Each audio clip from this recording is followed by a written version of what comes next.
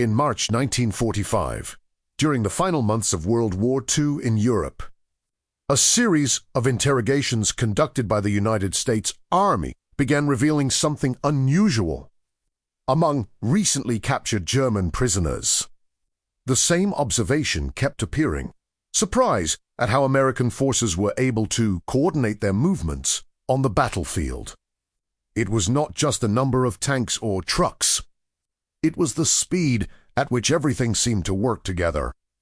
These remarks were recorded in official intelligence documents known as Interrogation of German Prisoners of War reports, now preserved in U.S. military archives. One of the most frequently mentioned points by the prisoners was the near-universal use of radios in American units.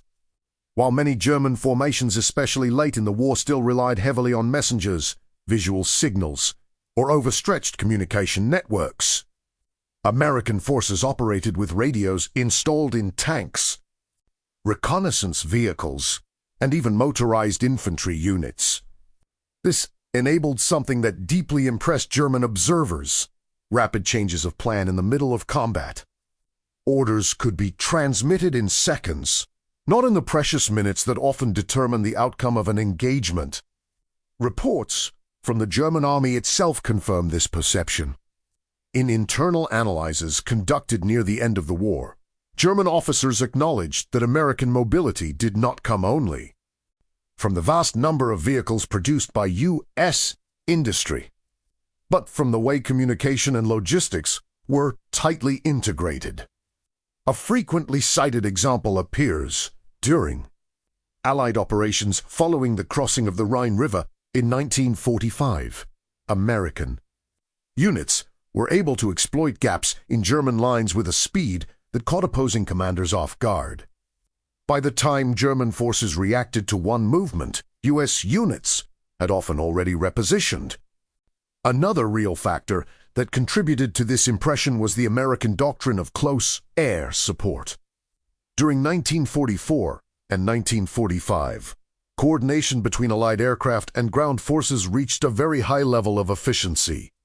Captured German documents show growing concern about how quickly Allied fighter bombers appeared over newly identified targets. In many cases, Germany reported having little time to reorganize before being hit by strikes, guided by forward observers on the ground.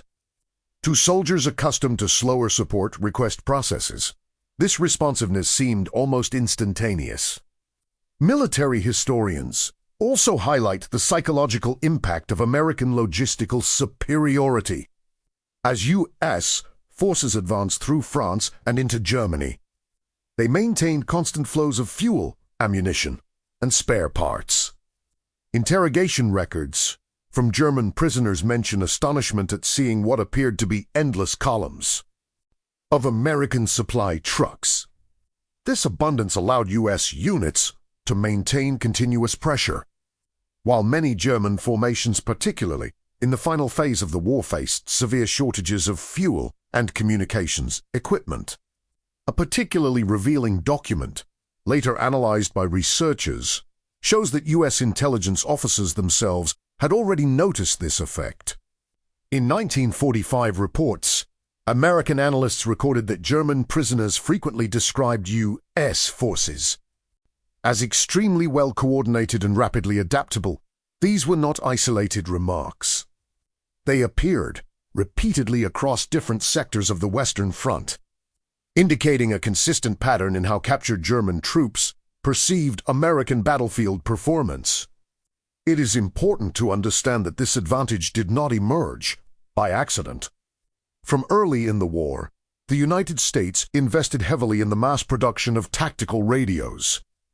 Were not widely known to the public, but within military archives, the conclusion was clear: beyond industrial superiority, the American ability to integrate communications, mobility, and air support had created a style of warfare that was extremely difficult to counter. Decades later, historians would continue to point to these same factors as key elements behind the rapid collapse of German defensive lines on the Western Front. Equipment standardization and communications training. The result was a force capable of maneuvering at high speed without losing cohesion. Meanwhile, Germany under pressure from strategic bombing, industrial shortages, and multiple fronts found it increasingly difficult to equip all units with comparable communications systems, especially in the final months of the conflict. When the war in Europe ended in May 1945, many of these technical details were not widely known to the public. But within military archives, the conclusion was clear. Beyond industrial superiority, the American ability to integrate communications, mobility, and air support had created a style of warfare that was extremely difficult to counter.